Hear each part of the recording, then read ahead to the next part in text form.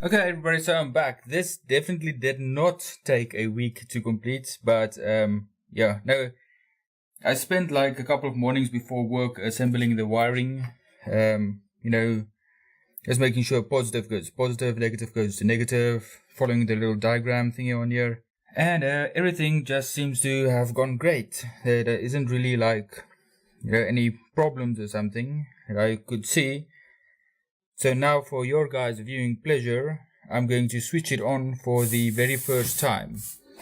So if you guys see like a bunch of sparks, then you know that YouTube entertainment has been made. So you'll see on the top of this as well, I put some insulation that doesn't seem to be holding well. I think I have to put some better insulation. So yeah, the idea is, for this insulation stuff, is that it just holds without the contacts being exposed to the metallic case, and you're getting a nice little wake up.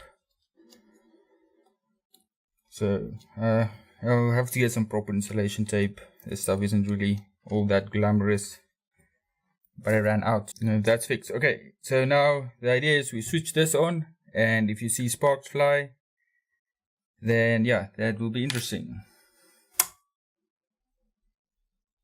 Oh, and nothing happens.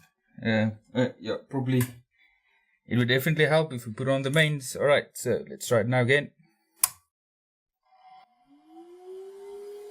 Yeah, that thing is cooking right up. Fans on.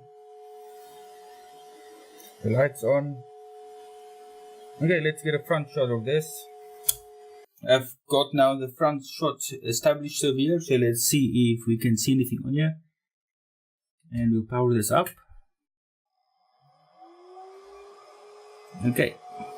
So the first thing that you'll notice is this side is flashing. So this is the DC side. And the reason why I suspect it's flashing is because of the voltage is at 0. But how you clear that is you just click on that thingy, that little button there, and it clears it out. As well, we can press and hold that button for a ridiculous amount of time, and then just have it set on clear, and then we clear out the energy for that. So over here we have the voltage meter, current meter, the power in watts, and then we have the energy consumed over time, so kilowatt hour, or in this case watt hour.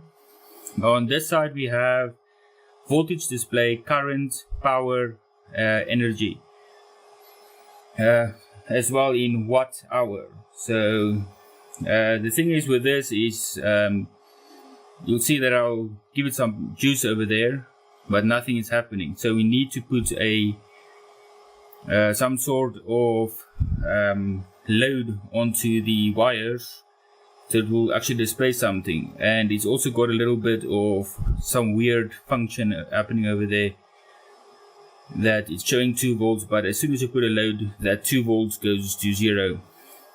So this little unit over here is a switch for the AC. That's a switch for the DC. AC live and neutral, DC positive and negative. So currently it is completely off. So the circuit that is supposed to power this thing is completely off. So it should be more or less safe to connect a wire. So let's first test out the AC side. So we hook up the leads over there, and what I have over here is a halogen light bulb. So apparently incandescent light bulbs are a thing of the past, because I cannot find one, and I looked at two different shopping centers, couldn't really find anything. I'm actually surprised that they swapped it out with halogen and not with, I don't know, LED or something, which draws a lot less power than the normal incandescent ones do. But yeah, these lights still have the only incandescents I could find was like colored ones, and those aren't like really all that great. So we've got juice hooked up there. So I actually just want to set this down so it is nicely at a rest. Let me just bring down slightly so we can see what's happening. Okay, and this thing over here is the dial that will regulate the using a PWM pulse basically, and say how much energy needs to go to this light. So I'm going to switch it on, and you see as soon as I switch it on, we have drawn now 0 volts. So let's just give that a little twist, and let's put that down. The little twist. Oh, there we go. So we drop it down.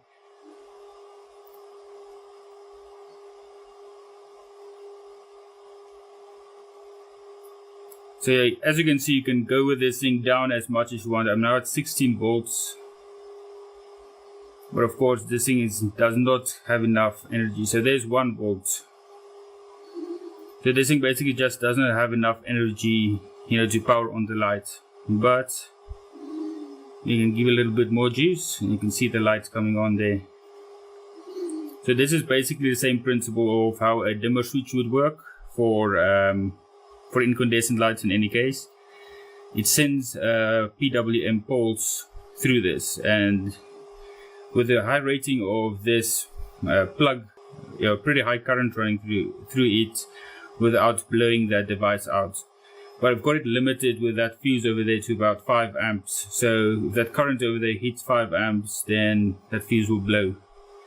Or should blow in any case, hopefully. So let's just give this thing all to suffer. That's 100 volts. Oh, it's getting bright now. Oh, my camera's busy bugging out. Yeah, my camera is completely dead out, and we're sitting now at a nice 200 volts, 0.3 amps, and we're drawing 60 watts. This device over here is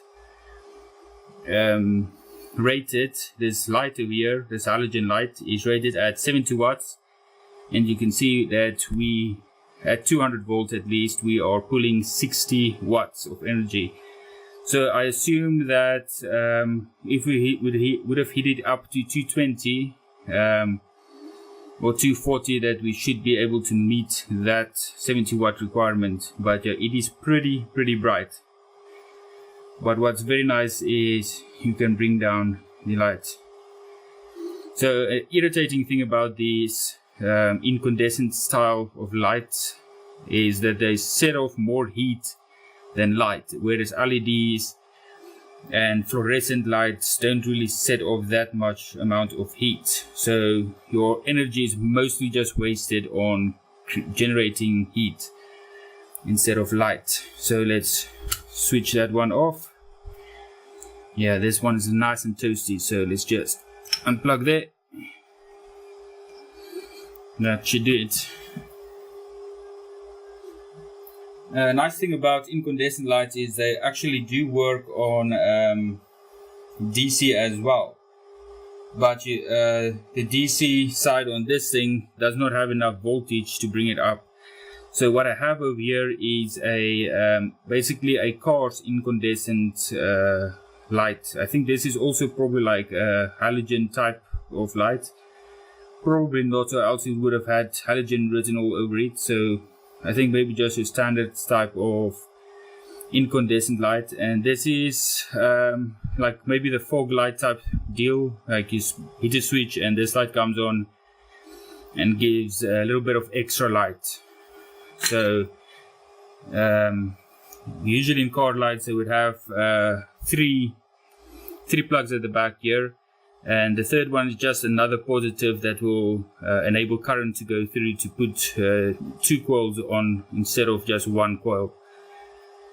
So for this one over here, as with most DC lights or incandescent lights, the polarity should not really matter.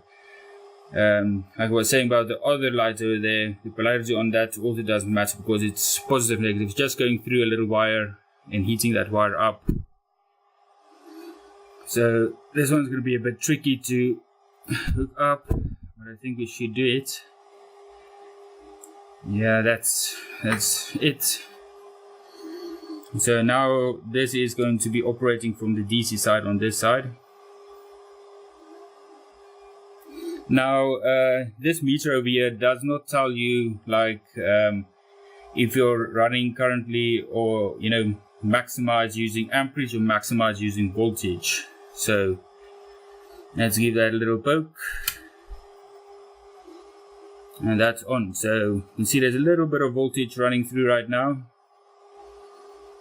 So let's just bring up the amp slightly.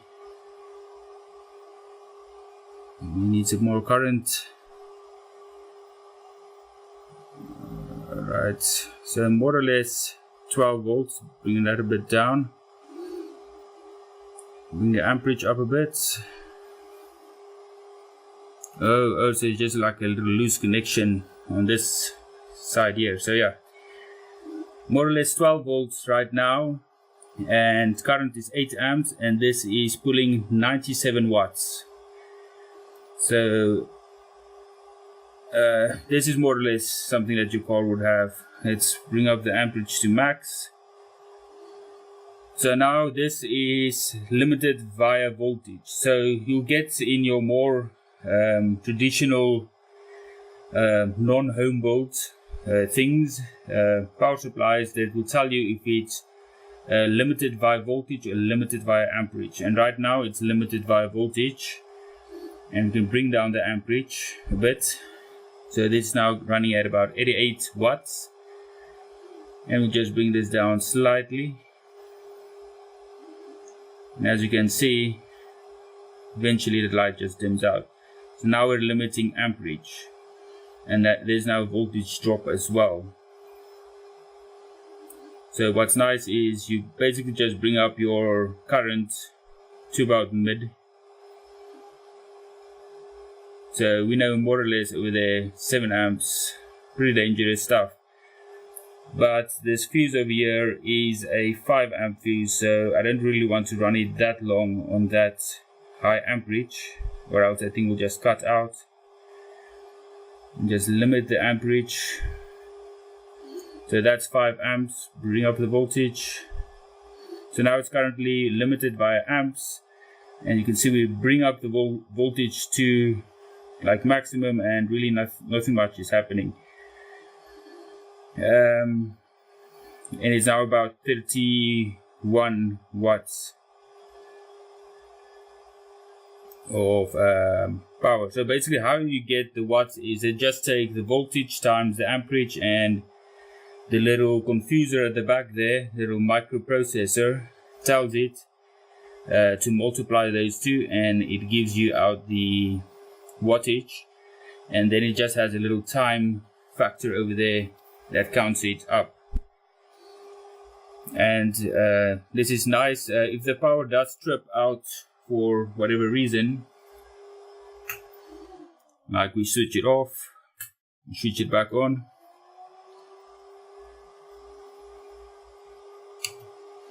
so you can see it does keep a little bit of a memory of what the wattage, how much energy it was keeping over there.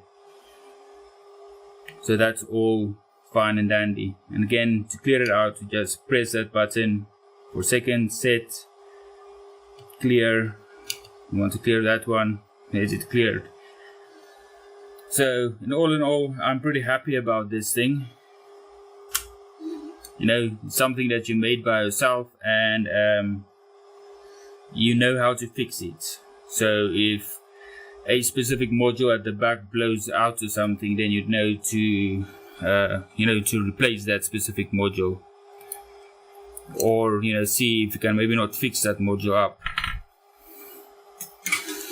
So this thing was literally made in China, most of the part in any case, and assembled in South Africa. How's about that?